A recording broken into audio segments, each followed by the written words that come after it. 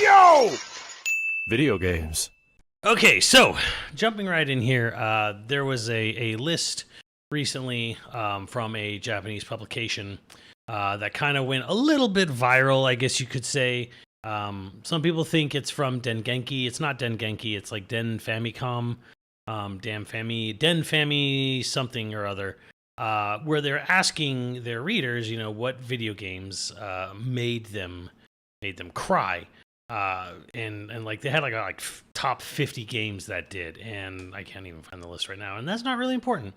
But yeah, anyway, so I was sitting there and I was thinking like, what video games made me cry? And now the answer is straight up zero. I've never actually cried at a video game. A video game has never made me cry. I mean, I've had like rage tears when I was like 5 or whatever. But like, and I might have had rage tears for Smash Brothers 1 playing against my brother and his friends at some point or whatever. But I've never actually cried at a game. But I have felt emotional before. I have felt something. So I'm gonna list you, and I'm not even call this a top 10 list because I don't even know what order I'd put this in. These are just 10 times a game got me emotional, or at least I can remember feeling something. I guess in a way, this is the emotion part comes in not only did I feel sad, but also did this game make me think about it after I turned it off? So these are like, I think emotions can be more than just sad. It can be, can just be games that made you ponder and think and like, rethink your life kind of thing. So these are 10 times I remember a game doing that. Now, I will say this first and foremost. There are better games that can be listed than these 10 games that I'm going to list. There are games that are better produced, better constructed, have way better emotional payoff. I mean, I know there's games that I'm not listing here that probably count way more for emotional payoff, have way better emotional moments like Red Dead Redemption 2, God of War, Data Boy, some of the more recent stuff, people might say Last of Us. But yeah, there's a lot of games that a lot of people will be like, oh my God, this made me so sad. And I never got, none of the Final Fantasies ever got me sad or emotional. Even when I was young and when Aerith died, I laughed at it because I can't believe they actually killed off a character. That's absurd. I actually laughed at the absurdity of what was happening in Final Fantasy VII the very first time I saw it. And then 10 was like, oh, that's pretty sad. And then a week went by and I was like, oh yeah, I forgot about the game entirely. So yeah, this is and the other thing here is that because this is a personal list, there is going to be complete bias on this list. Just absolute complete bias where it's like, this isn't really even that emotional of a game, but it just, for whatever reason, it hit me emotionally. So even though it may not even be that much of a sad game or even that emotional of a moment for most, if not all people, some of these games here are gonna be like, oh, well, really, this got you emotional? Like it has a lot to do with just how old I was when I played it. What was going through my head when I played it. So that's going to be a lot of this list here. So let's just get right into it and let's talk about let's start off with an easy one. And a game that made me emotional. I didn't actually even play through this to completion until like 2013, 2014, something like that with the DS version. And that was Chrono Trigger. Chrono Trigger got me emotional. When did Chrono Trigger get me emotional? Well, kind of two moments. I mean, again, this is going to be a big spoilery list.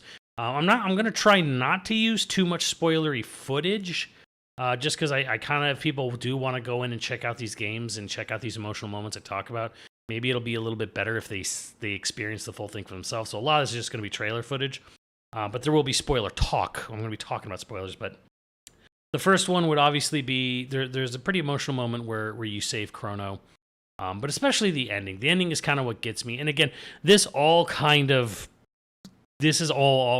because of Mitsuda. Oh, not all because of, like, Mitsuda makes this ending. The emotional moment where you have to say your goodbyes. And they play like to Faraway Times, like a very special version of that song. And everyone has their moments where like they say their final goodbye before stepping back into the time portal. That was just like, wow. That was just like an emotional, like, holy cow. Part of this is also a little compacted by the fact that Mitsuda released an album not too long ago with vocal variations of this song, and it really, really, really hit me because to Faraway Times, the lyrical version, all the lyrics that build up to it, like have this whole thing of what you mean to me, it's so hard to put into words, and then don't say goodbye, just say we'll meet on the other side. And that was like, that hit me like really hard because, when me thinking about like I had a grandfather I was really close to, and it's like, yeah, I don't want to say goodbye to him. I'll just, so I'll just say I'll meet you on the other side. Even I'm not trying to get any sort of like religious or philosophical debate here, but I hope to say that when I'm gonna probably say something like that, where I go first, hey, I don't say goodbye, I'll just meet you on this side. Every time I have to say, just thinking about that in life, where you go through life and you're gonna have these moments where you have to say goodbye to a loved one, but don't say goodbye. I'll just say, meet you on the other side. So that really hit me really hard. Again, Mitsuda's doing all the heavy lifting here for Chrono Trigger. But on a little more optimistic, happy note, there's two endings that both kind of got me emotionally for different reasons. That's like the one where you jump in the time, the epoch, and you go fly through the different periods, chasing your cat and your mom. But then there's the other one where they're putting, they're installing Nadia's bell, and then you grab the balloons, and then you and Marl, aka Nadia, like fly off into the night sky, and you have like this like sort of like romantic balloon flight over the countryside. I'm like, obviously that's going to have a little bit of context with me, a little bit. But I think even one of the three directors of the game even said that was his preferred canon ending, and something about that ending was just so sweet and beautiful. And I just really, really like that. So, yeah, Chrono Trigger is an easy one for me, mostly just because of how charming and endearing the characters are. But then again, Mitsuda like pulls that all together, and the fact that he wrote, To Faraway Times, was a song dedicated to someone he was really close to, like a best friend that like died in high school or something like that. Also, just kind of like, oh man, this is an emotional song written from an emotional place. So good. So yeah, Chrono Trigger easily one of the games in my top 10, or just in one of the games in my list here. And so moving on from that, the next game I have listed here. This one is going to be one where I'm like, I think a lot of people aren't going to really understand it, and I don't blame them. Again, this is sort of time and place. When I said, hey, this is kind of a me thing, right? And that's Ocarina of Time, and there's two very specific moments. There's kind of like a setup and a payoff for it, which is the two moments in Ocarina of Time that I remember hitting me really hard was when you leave the Lost Woods, the Kokiri Forest, for the first time, and Saria is waiting by the bridge, and she has this whole like, oh, you're leaving now. I always knew you would be, but I didn't want it to be true. So like the only person who was nice to you in this forest, your only real friend, there's like this moment where like, that like they have this like cinematic moment where like Link is like not really sure what to do, and he just takes a couple steps backwards and then turns around and runs away. The payoff to that is when you come back as an adult and you go to her grove in the Sacred Forest Meadow, and there's that shot where like Link goes back up to the tree stump, and the tree stump's empty and she's gone, and you've missed, you basically missed out. Like you had these moments in the game where you build this, hey, I go back to Saria, I play her a new song every time I learn a new song, she tells me what she thinks about it. And then when you go back as an adult and she's gone into this forest temple to try to save whatever, do whatever, and she's just kind of gone. And it's just like, it's like this really weird like childhood, like it really feels like it's pulling in this essence of like childhood's end. Like the loss of innocence, everything, and it's great Koizumi stuff, the kind of stuff that Miyamoto just hates in video games. But it was a great little like setup and payoff, I feel. And I attribute it almost entirely to Koizumi, because I'm sure if Miyamoto was aware there was anything emotional going on in Zelda, he probably would have had them fired. But yeah, like really weird thing that just emotionally hit me. And then when you go into the forest temple and the music is really, really haunting and creepy, and knowing that like Saria went in there alone and is probably dead. And there's just like ghosts and like giant spiders and phantoms, like poltergeists and shit, like all over, and the music is just like insane. It just hits so good. And again, it's everything missing from modern Zelda. But yeah, like I remember getting really weirdly emotional to the moment where you come back to the Forest Temple as an adult and Saria's just gone, and all the stuff you've been building up with that character is just like, yep, childhood ended, like went in the blink of an eye. So yeah, that kind of got me emotionally a little bit. Strange, I guess, but what it is what it is. Yeah, like gotta love Koizumi. And the next one's gonna be this one's gonna be a little more obvious. And that is NieR Automata. That got me in the field. This is the game I still think about to this day. But I'm going to tell you something a little different. You know what part hit me the hardest emotionally? Not just the meta commentary of NieR Automata, but just the thing that hit me the most emotionally, mentally, was Devila and Popola's backstory. Now, the most emotional moment in this game for me was a visual novel part, where Devila and Popola throw 9S into the tower, at the end of Route CD, and you get this visual novel style wall of text backstory of what Devila and Popola had been going through since, basically since the end of Replicant and into Automata. And that hit me so hard because I'm like, this is the whole guilt thing that they were feeling, and how they traveled from village to village, but because another model of Devila and Popola failed in their mission, to instigate the Gestalt project, because they're blamed for the ultimate death of humanity, the ultimate failure of humanity to revive is blamed on these specific Devila Popola models from the first NieR game. And then there's this long visual novel, sort of lore dump about how these two Devila Popola models, everywhere they went, they were shunned, they were outcast. People always, side-eyed them, and they were shunned for so long that they began to feel like guilt, I feel like guilt for something we didn't even do, And I was like, God, this is just humanity. Like, it's just such a perfect, encapsulation of like how humanity is such a shitty race of creatures, because this just feels like humanity. Like, oh, this one group or this marginalized people over here, or this race or this ethnicity, they get blamed for something, some minor thing that wasn't even their fault. Like, how many thousands of years in the past, and then like we have to sit here to this day. People still have all these prejudices and racial things, and it's just like, God, humanity is so fucking terrible. But that's also what I love so much about like NieR Automata and NieR in general, is kind of like there's all these like heartwarming stories, and of course, freaking obviously best boy Emil, hit anything and everything to do with Emil, and just ending Y is also an emotional gut punch, when Emil finally dies. But yeah, like the thing that hit me the hardest was Devila and Popola's backstory, and it was just kind of like, wow, this just it was just subtle enough to be like, okay, yeah, like I feel like I know what we're talking about here, and it hits just hard enough that it's just like, God, humanity's so fucking terrible. God, I love this.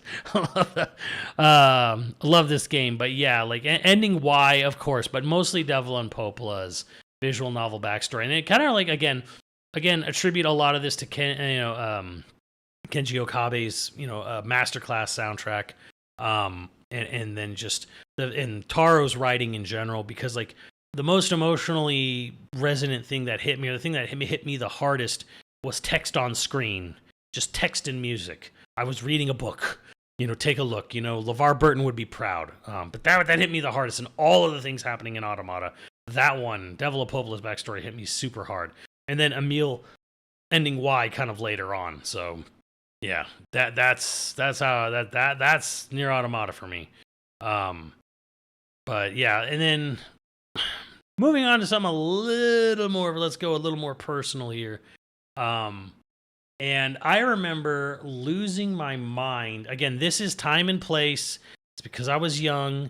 It's because it was because of a game I had early on. But there's a moment in Grandia 1 where you have to go on this insane rescue mission to get Fina back.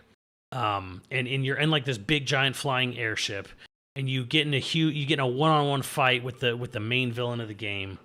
And then he literally like pulls a Birkin and like he takes your spirit stone. There's all this build up, and then it ends up being this role reversal where like he knocks you off of this airship and you're falling to your death, and then Fina breaks free, and then like she jumps off, into does this whole cinematics diving through the night sky. She saves you. You went to save her, but she saves you. But it's just like this really big emotional payoff, and there's just so many emotional payoffs in this game. Like there's so many hard hitting emotional payoffs because it's very, very character focused. It's very charming. It's very heavy on that stuff. But like, yeah, like for me personally, I got really like, man, I was pumped. I'm like pumped in a way I don't remember ever really being before or since about like, what's going to happen? What's going to happen next? What's going to happen next? Are we going to be able to save her? Is she going to die? Now, the game does lose a bit of its emotional punch because at the ending of this game is way too happy.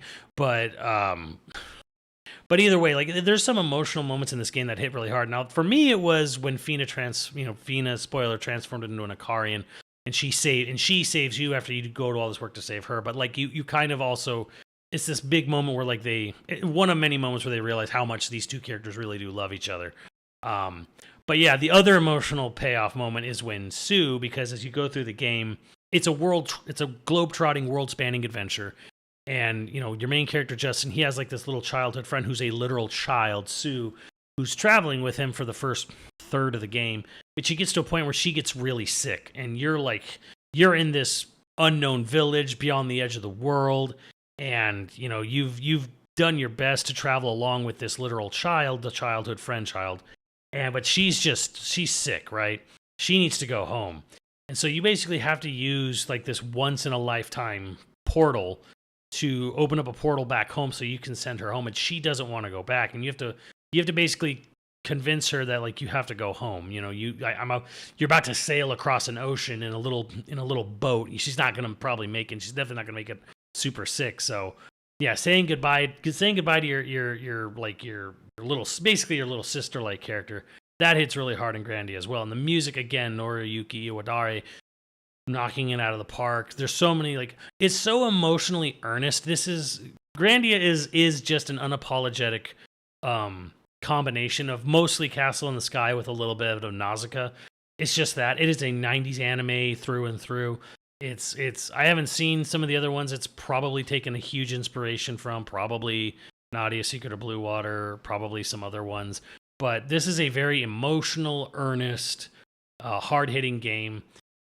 Where it wears its heart on its sleeve. The characters are just super fun, and just, I know not a lot of people have played this game. It is available on Switch, PC, and I think PlayStation now.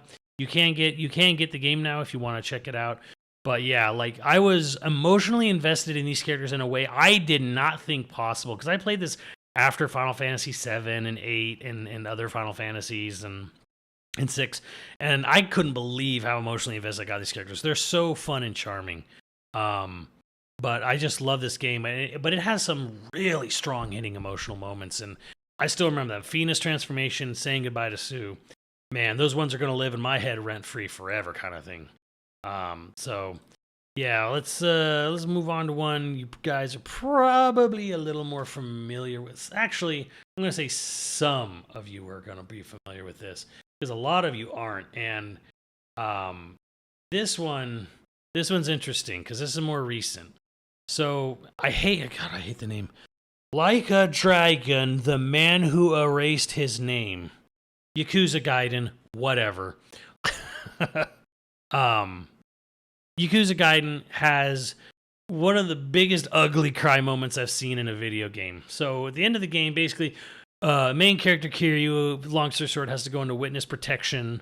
And he was running an orphanage down in Okinawa, and he had to go in witness protection. So he basically had to pretend like he's dead to all these kids he left behind.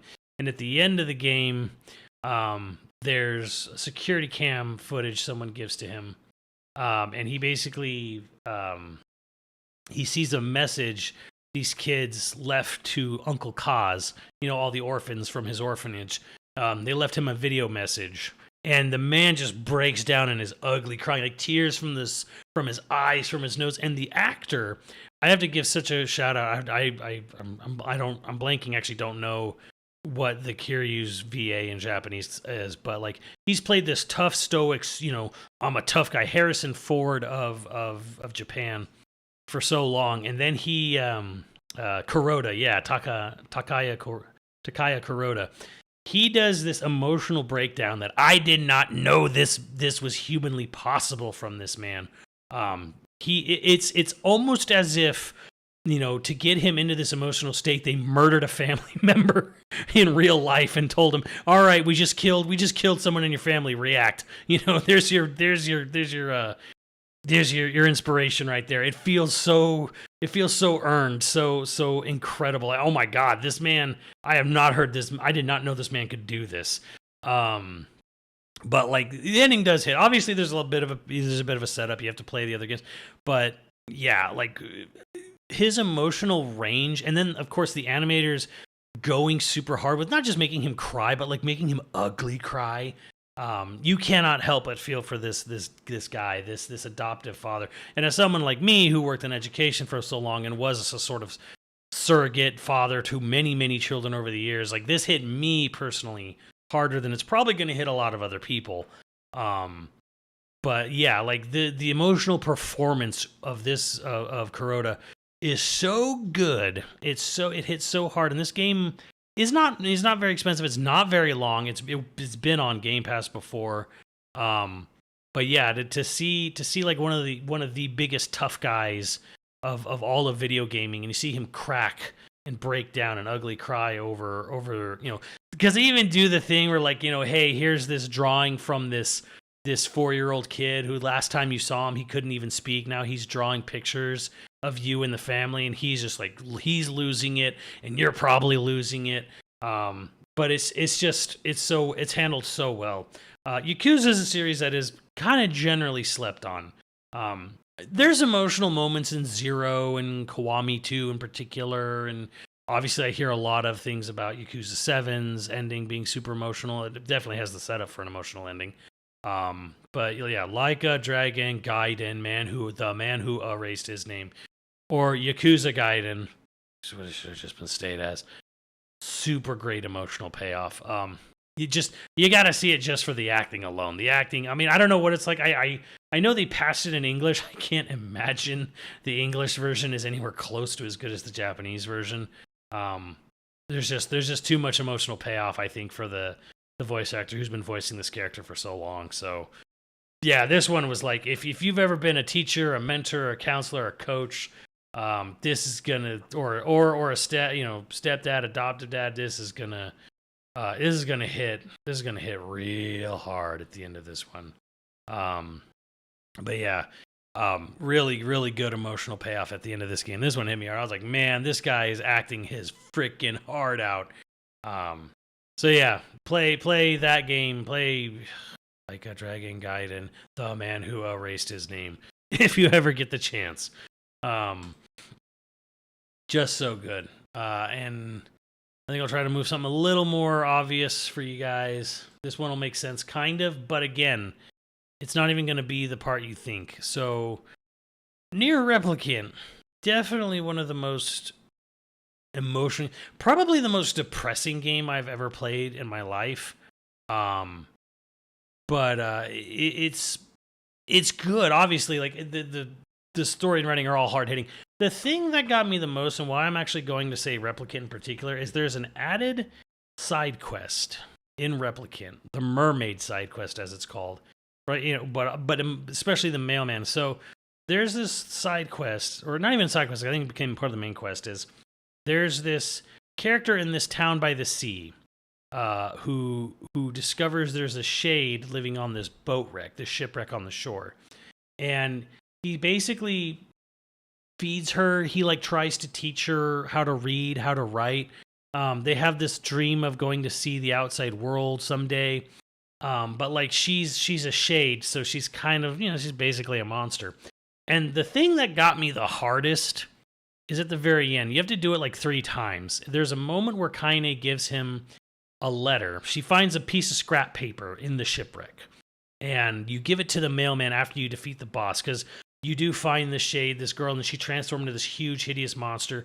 and you have to kill them. Before she dies, she looks out at the horizon and she sees the ocean and the sun for the first time before she passes.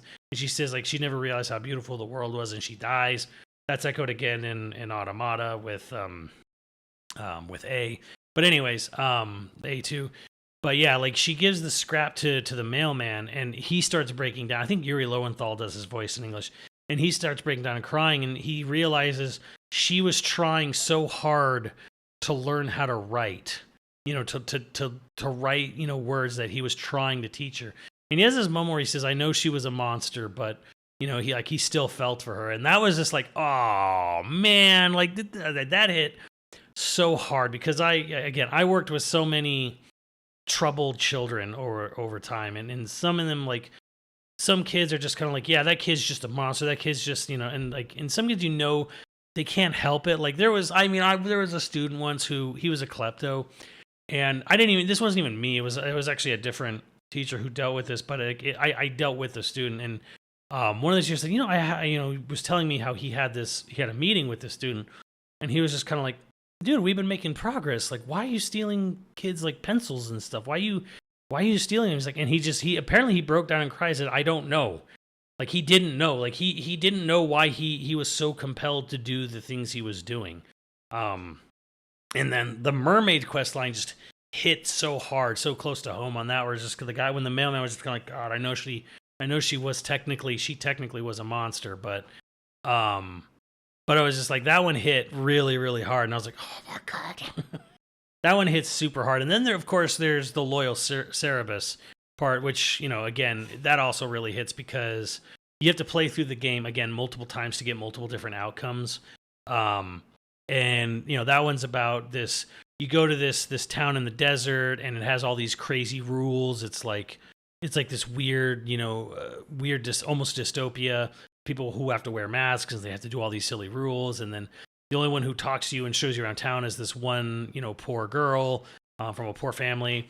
And then eventually in the future, she ends up being engaged to the prince of this kingdom, and she has this big wedding coming up. And then this big wolf comes in and just eats her, just shreds her alive, like, on her wedding day.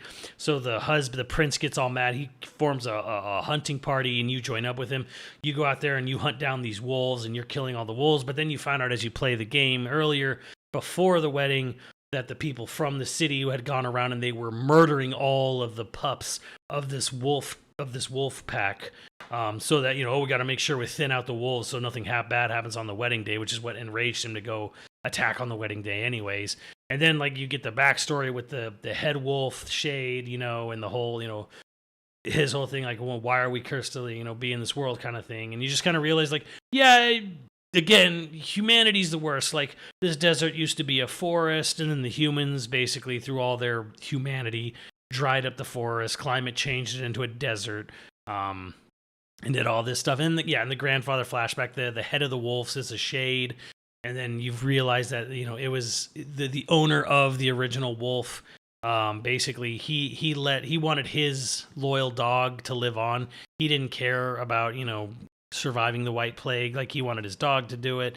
So he made his dog a Shade rather than himself and stuff. And the dog formed his own wolf pack and all this other stuff. And he found, like, basically formed a new family eventually, hundreds of years in the future. And then humans come and murder them all. And then you end up being the part of the humans that go and murder him. And it's just kind of like, oh, well, now I just feel like a piece of shit. And that's all Replicant does over and over and over and over again, is it just basically makes you feel like a giant piece of shit. It's like the whole game. Like, you're murdering all these little Shade monsters, and then you realize, oh, these are just children who are, like, disconnected from their bodies. Oh, well, wow, I guess I'm a piece of shit. And then when you find, like, and then there's a part in the game where there's a whole room full of tiny little squishy ball Shades, and yeah, guess what those were. So yeah, I love the game, and I love how much the game just goes out of its way to always be like, yeah, that thing you did to save your village or save your sister, yeah, you totally like murdered and did all kinds of human atrocities to do that. So it's like, congrats, buddy. So yeah, NieR Replicant. But yeah, the thing that hit me in NieR Replicant was the mermaid quest line. That actually got me the most. Mostly just because, like, I think it's the third time you have to play through it when kind of gives him the message that she was trying scribble out, and he just, and the postman breaks down. And that one just hit me so super hard, and I was like, okay, all right, guys.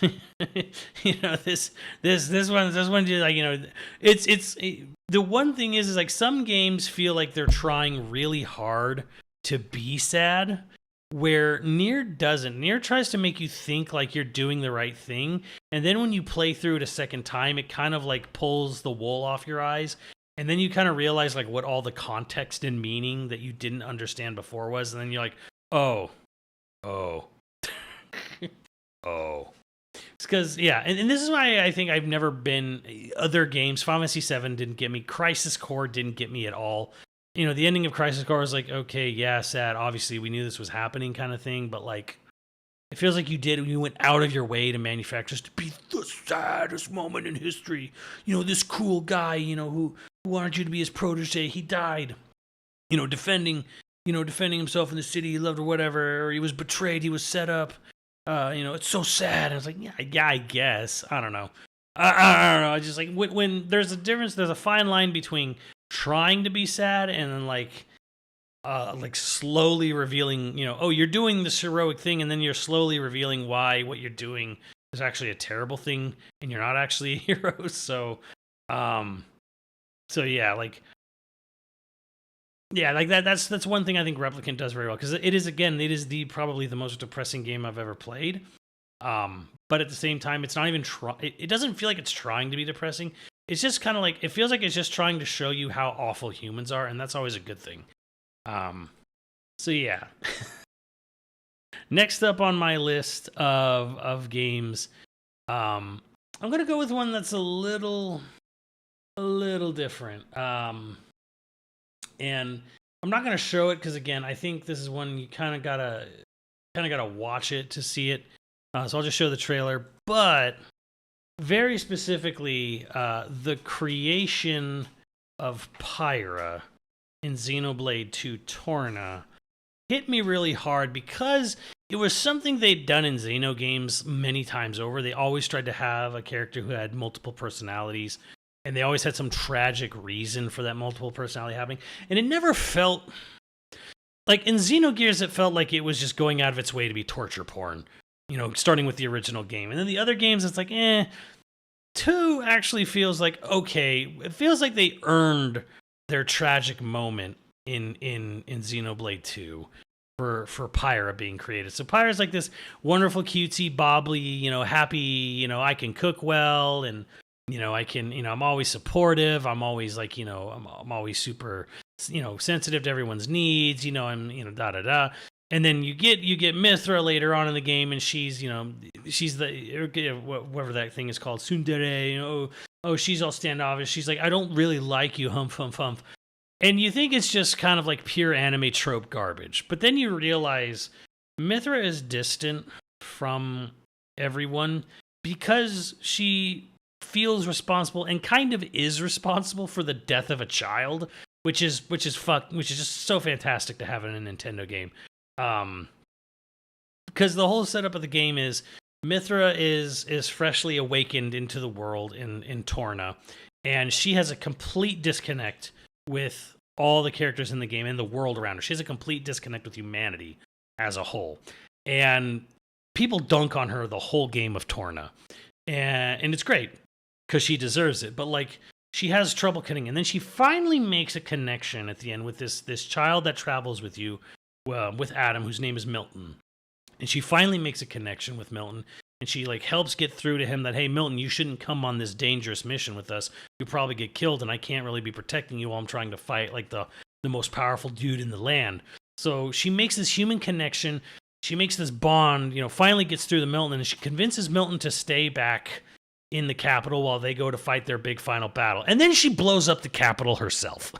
And even to add insult to injury, she literally sees him dead. We get to see Milton make his final breath on screen. She reaches out to him, but then you see Mikhail like pull him away from her because just the sort of anger and guilt and just everything just like hits her super hard, and she just melts down. And then that has this sort of like rubber band effect where it bounces back, and you realize, Why is Pyra good at cooking? Because Mithra was bad at cooking. Why is Pyra always so super sweet and goes along with everything? Because Mithra didn't, and it got a child killed that she made a connection with. So I'm like, I love this. This is great. This is the sort of emotional payoff that you want to see in a game that's supposed to be a tragic backstory. It earns the tragic backstory part of it. It's what Nintendo should have done with Hyrule Warriors if they weren't absolute fucking cowards and wusses and completely cheapened out on the ending to that game. But again, that is I guess the modern day Zelda storytelling you guys are all crave and are okay with. But nonetheless, that's getting off on a tangent there. I love the fact that this game was like, oh, it's supposed to be this big tragedy. Like, you know it's a tragedy. They tell you this kingdom sunk, 500 years ago, blah, blah, blah. And you play the game knowing that, like, you're playing the game basically almost from, okay, I am playing Barefoot Gen over here. I am in Hiroshima, months before the bomb dropping kind of thing.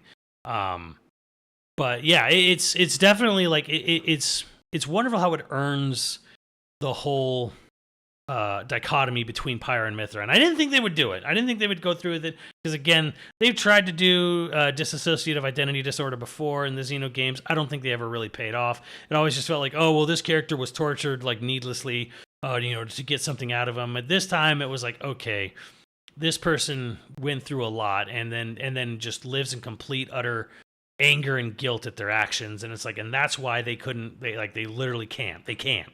So yeah, that absolutely stuck with me.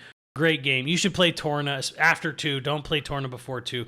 Don't think because it's a prequel it's okay to play before. You got to play 2 and then Torna because the way the story is told and the context is made for that. So yeah, loved Torna.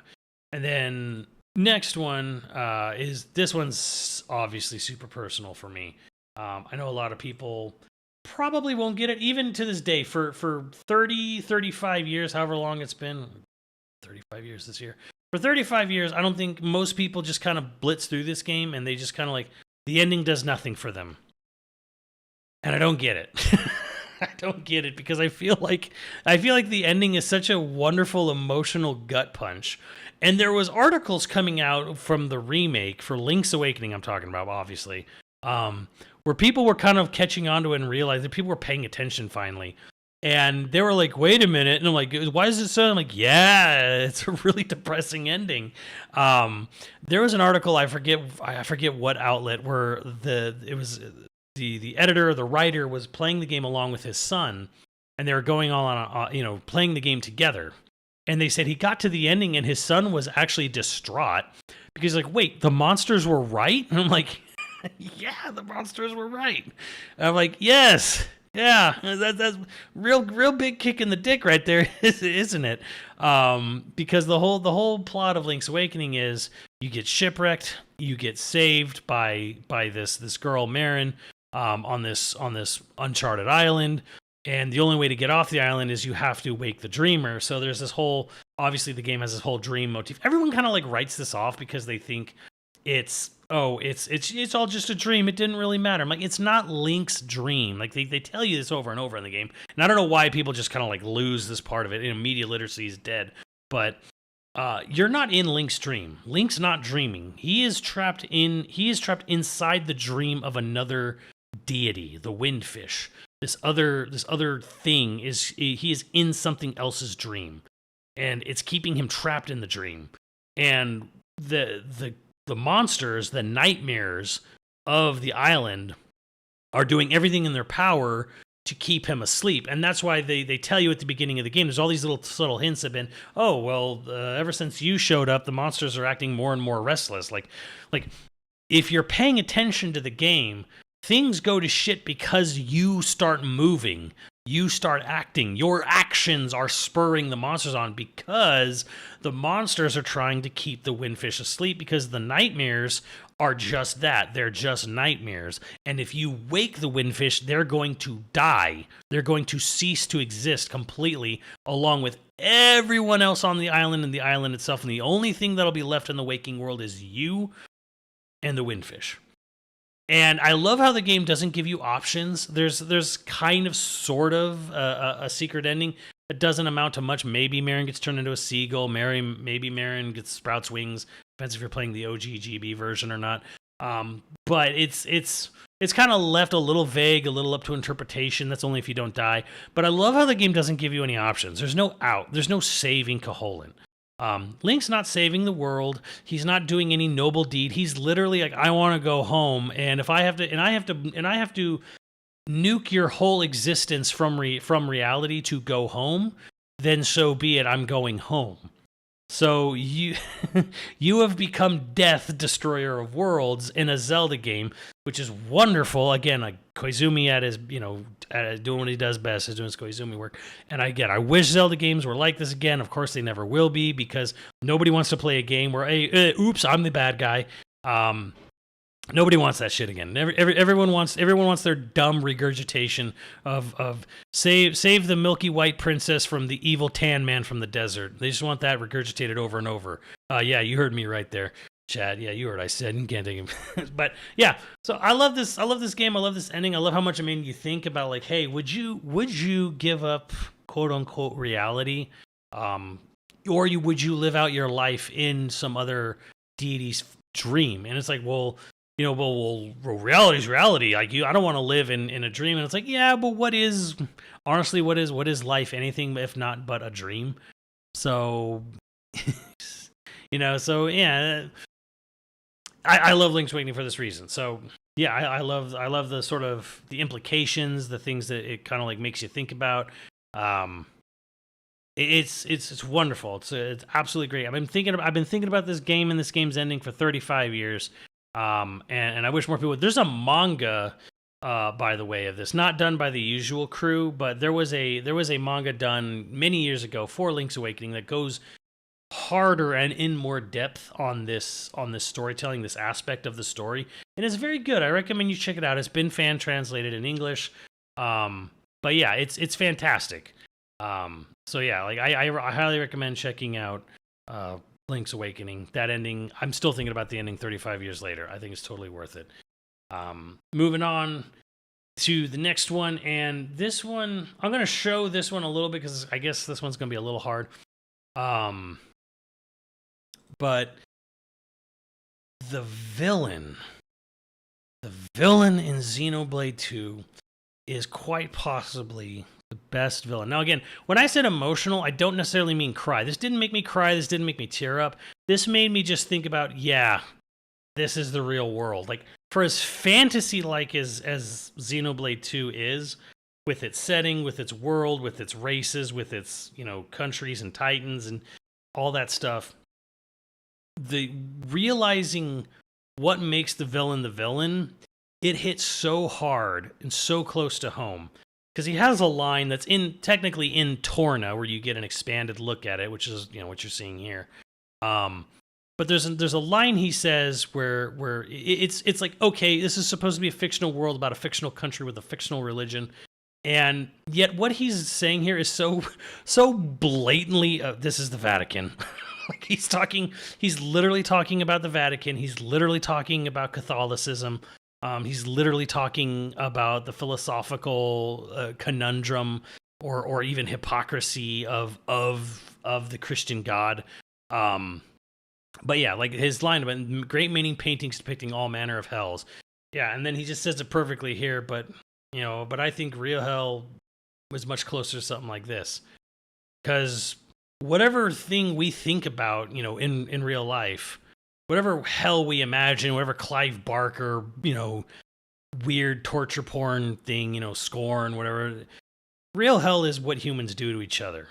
And that's kind of the point of Xenoblade 2, is the main character, or the main villain is, as a child, he was on the run. He was a poor child on the run with his mother. They were being pursued by bandits at some point. His mother tried to mercy kill him, and then distract the bandits that were chasing her to get away. He didn't die, even though she tried to mercy kill him by shoving him off a cliff.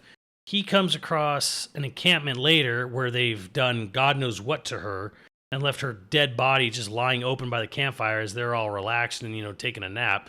So he picks up a rock and murders these people all in their sleep. And then he later gets picked up and found by the church. He becomes, a good pastor, a good priest. He goes to the front line of war. He's healing all these soldiers in war. He's nursing them back to health.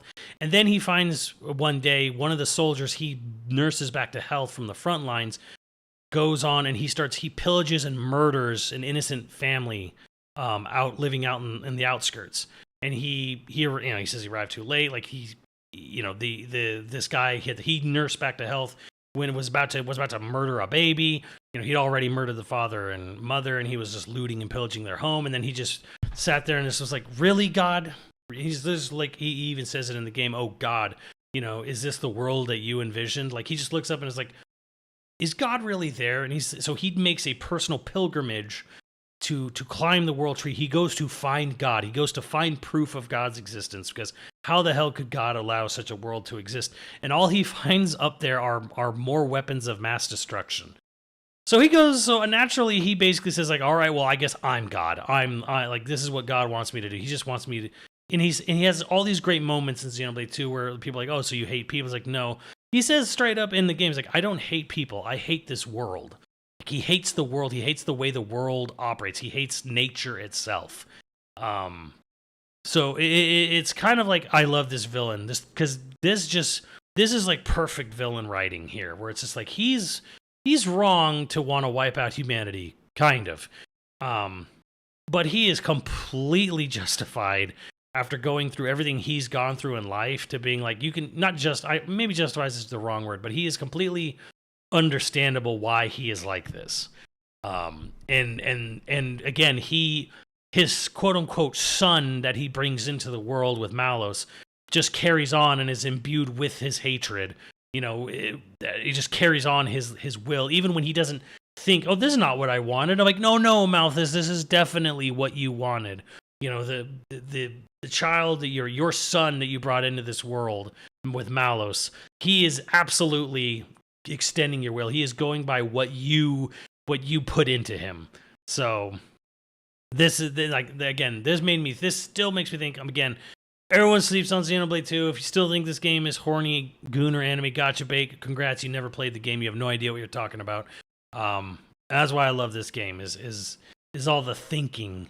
All the thinking the game actually does. If you pay attention, if you pay attention to the actual plot, what's going on, if you have any semblance of media literacy, if you can look past the shitty costumes, and yeah, the costumes for Pyre and Myth are pretty shitty.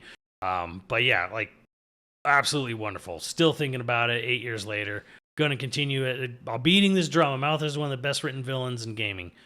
Maybe even more. So, and that, of course, last one I think everyone will kind of agree on. And that is, for most people, a lot of people, I see it already. They're like, everyone says how they bawled like a baby in Xenoblade 3. And they bawl at Chapter 5. Chapter 5 did not get me. I did not cry at Chapter 5. People are still kind of upset that I wasn't getting any views, so I didn't upload it. But no, I didn't have any real reaction to Chapter 5 happening when it did. Mostly because, frankly, I was more angry at N than anything. Like, yeah, it's sad, but it's like, yeah, this a-hole put me in jail. The whole my Noah thing is pretty good. It's all good stuff, but the moment that actually I remember being like, holy shit, is the flute exchanging moment. Because what hits me in life is not like, oh, some big villain did villainous thing, and made you sad because he, Sephiroth stabbed Aerith, or, Shinra shot down Zack, or N put Noah in jail and made him wait till, Mio's time was up. What really hit me harder was Mio and Noah's flute exchange scene, because that whole scene leading up to it, she's talking about how she's running out of time. She's terminal. She doesn't know what kind of impact she's going to leave on the world when she's gone. And that to me was the part that, like, whoa, this is too real. This is way too real, because this is like real people who have terminal illnesses, that have cancers, that have all kinds of things. And the moment where she talks about how she was upset when Miyabi died, because she was older, she had more time. Miyabi could have lived longer than Mio would have lived, and yet she still chose to save her. And then when she wants to give Noah her flute, just like use this, Miyabi gave me this flute even though I was older, but then she's like, I want you to have this flute so you can keep playing it after I'm gone because I'm going to go before you do. And I was like, good Lord, this is some heavy hitting shit. Like, being angry and trapped in jail didn't hit me nearly as hard as to me, I was like, I am waiting for the moment in this game so I can kick this guy's ass. And hats off to Harry McIntyre. When he did his breakdown, his N, when N realized that he lost his M, he did a perfect job there. Hats off to him there. But yeah, the moment where the exchanging flute scene to me was just like, oh my god, this is hitting hard. And again, just like the Amalthus scene, especially like the Amalthus scene, just like the end of Torna, and again with the exchanging flute scene here, Matsuda is doing half the work here because his music in this moment is so good. It's why I opened the stream with it. But yeah, the moment of Mio kind of coming to terms with her being terminal, and then wanting her to give her flute to Noah to hey, you're going to live longer than me. You'll be around after I'm gone. I want you to keep playing this flute, in my memory and Miyabi's memory. And I was like, okay, we hitting on some heavy shit here. And again, as a sort of little bonus, the thing that other people, I'm glad to see other people are emotionally hit. The scene where the main cast sees a baby. What's up, K Goku? Welcome back. The scene where the main cast sees a baby again for the first time, or not again, sorry. They see a baby for the first time ever. And they have this sort of emotional, happy response to holding a baby's hand for the first time, which is kind of something you don't see in a video game. You don't really see a video game oh, I had a baby. Isn't that wonderful? But just going through this long moment of holding a baby's hand, just that moment of a baby reaching out and holding your pinky for the first time or whatever. I was like, honestly, good on him. Good on. I'm like, this was such a nice emotional moment to have in a video game that you don't see that. You don't really see people delve into that. A little bit in some games, but not much. Usually it's just kind of someone's tragically running away with their baby, or Booker's giving his baby to Father Comstock or whatever. Or, oh, this baby was, this was our baby. Make sure she grows up to be no, just the baby in Xenoblade 3 has no relevance or context. It's just a random NPC couple, but it's hey, have you ever seen the birth of a child? This is the miracle of life being born. I mean, it's all digital, it's all video game, but I was super impressed with that moment in the video game. So these are all the moments where I was just super impressed with how Xenoblade 3 handled it. And yeah, this was, it didn't hit me as hard necessarily as 2, I don't think. I think if I were to rank them in any way, I would put some of the stuff in Xenoblade 2 as a higher rank. 3's good, but 3 is one of those this helps you realize what it's like living with not I don't want to say time bomb, living with your punch card, has an expiration date. Living with an expiration date, I guess. But yeah, it's just really good. It's really well done. It's handled really well. So yeah, that was obviously a moment. So those are 10 moments in video games that I remember feeling something. Again, never cried at a video game. I know there are definitely more emotional moments in games. There's definitely games that probably earn, their emotional payoffs a little harder than what I did. But I'm like, oh, these are the ones I remember. So yeah. Let me know what you guys think.